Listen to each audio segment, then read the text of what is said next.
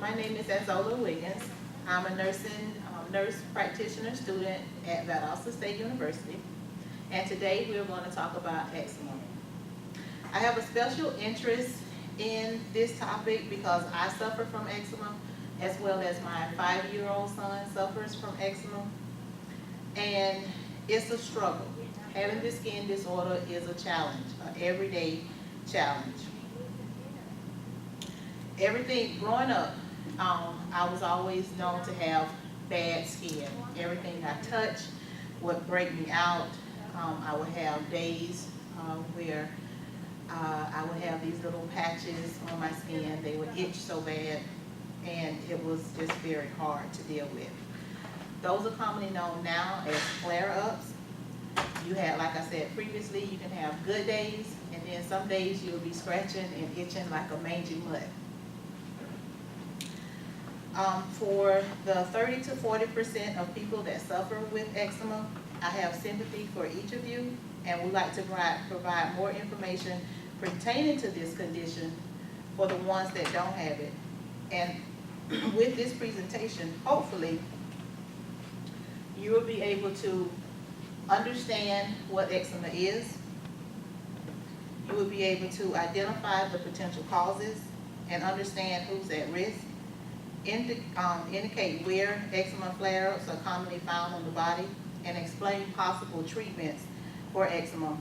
And from all of this information, it is my desire that you have more empathy for those of us that suffers with it, rather than shying away from us.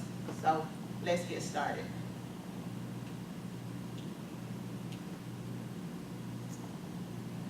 There. Have you ever seen someone, or have you ever just started itching or had a scratchy area? You didn't pay much attention to it, but you kind of scratched and you didn't worry about it, but you noticed that the scratching and it just kept getting worse. The itching was worse. You couldn't get any relief from it, so you decided to take a closer look at it. As you're taking a closer look at it, you notice that the area is red, it's dry, it's flaking, it's scaly, and it kind of have a circular shape to it. So what's the first thing that comes to your mind? A ringworm. Where in the world did I get it? So what do? You pull out your phone and Google says, so you start looking at all of these different images of a ringworm. So as you're looking through these different images, you're like, I have the redness, it's the circular in shape, but it doesn't kind of look like a ringworm completely, but it has some of the same characteristics.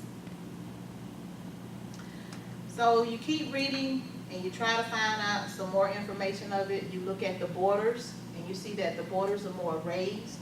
You look at the inside of it and you see that there's a little area on the inside and it's perfectly round.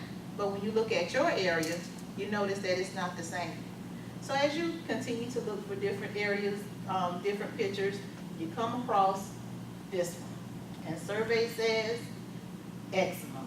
So as you're looking at these different pictures, you're starting to notice these are the ones that look like the patches that I have. The area is round, it spreads, it has some circular shapes to it, but it's not well formed like it was with the ringworm. But then you think to yourself, what is this word? Eczema. E-C-Z-E-M-A. And you think, what? What is this? So you start to do your research on it. And you come across this information about eczema. The word eczema is derived from a Greek word meaning to boil over, which is a good description for the red, inflamed, itchy patches that occur during flare-ups. There are many classifications of eczema. They range from mild to severe. Eczema is just a name for a group of conditions that cause the skin to become red, itchy, and inflamed. There are many types of eczema, and it's a whole array of them that are kind of grouped together. And some of the symptoms involve the extremely itchy red rash, can have some oozing from it depending on how bad you have scratched the area. And over time, the skin may become real thick and it itches constantly.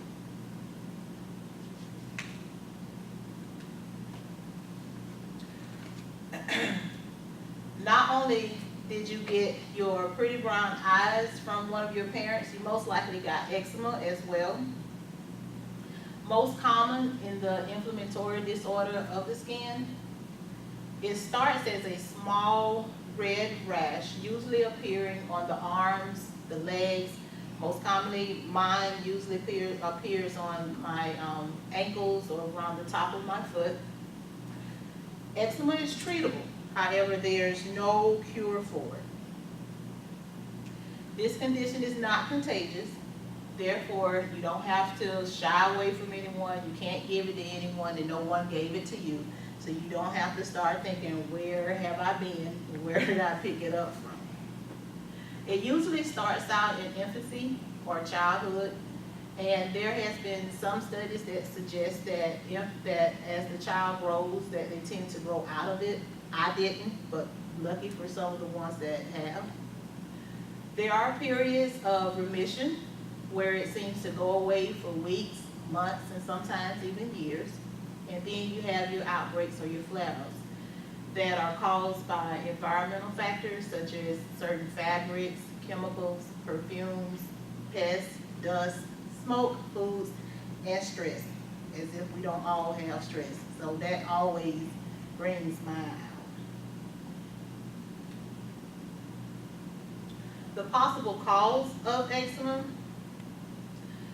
This is a diagram of the good skin cells here, and then this is the one that has the potential for the eczema. And if you look at the top layer of it, that top layer of that skin, the corneal layer, doesn't provide enough protection because it's damaged. There could also be a mutated gene that affects the production of the collagen, which is the protein that the body needs to make the skin's outer layer. And due to the imbalance of the fats in the skin, it causes your skin to lose the moisture, so that's where the dryness comes from. Approximately 30 to 40% of people with eczema have an allergic type, which means that they are allergic to something that caused it initially. And usually those individuals go on to have other severe skin problems, hay fever, and allergic asthma. But ultimately, the cause of eczema is really not known.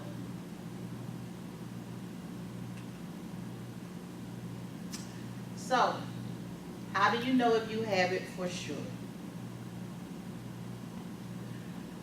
You can go, when you go to your primary care provider, they're the ones that usually diagnoses it, and it's just usually through them looking at it.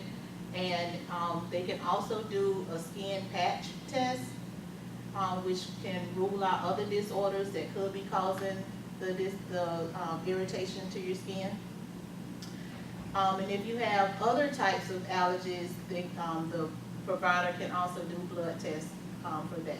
Unfortunately, there's not a specific test that is just for eczema.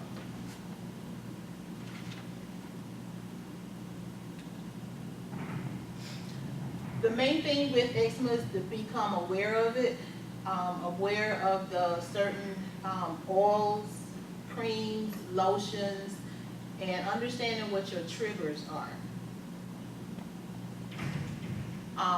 Once you come in contact with something, it can cause a flare-up then because it has aggravated the skin, or it can even wait a little while and have like a delayed reaction to it. Understand that no two people are the same. So what you read on the internet or what you research may not work for you, but it could work for someone else. With eczema, it's just a trial and error. You have to find out what works best for you. Let's see. I know for me, I had ended up spending a lot of money on these very expensive lotions, the Lubriderm lotions, the lotions that have the oatmeals in it. None of those work for me. But one thing that I did end up finding out is that regular petroleum jelly, because it's real thick, it holds in moisture better. And even when I was growing up, surprisingly, it may sound kind of funny, but during the winter months, I tend to use Crisco on my skin because it's in the naturalist form. It's cheap and it works a whole lot better. I shy away from it in the summertime because it runs a lot in the summer. To get medications or not, that is the question. When you have the flare-ups, they can be horrible, where you are scratching so much that none of the over-the-counter medications will work. Typically, tricidone cream or ointment is usually what's prescribed. You have to be careful with that because it has the steroid in it, and the steroids can cause thinning of the skin in that area. It can also cause the thickening and darkening of the skin in those areas. There are now additional treatments, creams and ointments that doesn't have the steroids component to it, that's out there. But eventually you will need some type of stronger medication to help with the itching.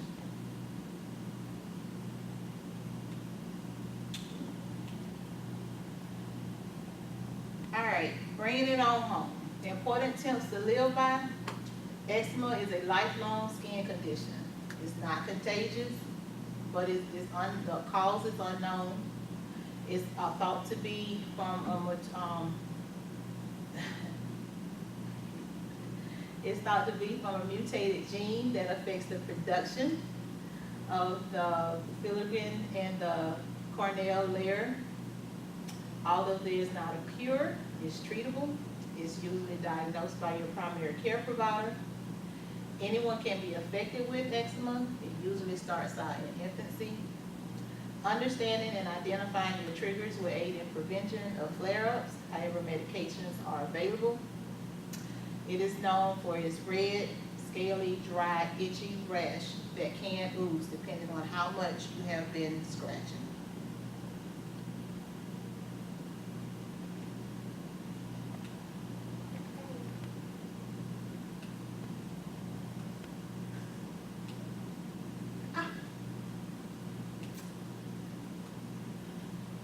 Here are my references.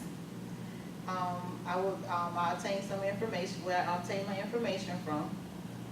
I would like to take this time to say thank you for allowing me to enlighten you about eczema. I hope that after this presentation, you better understand, have a better understanding of the what, how, and why concerning eczema, and have a little more compassion for individuals that do. Have a wonderful and itch-free day.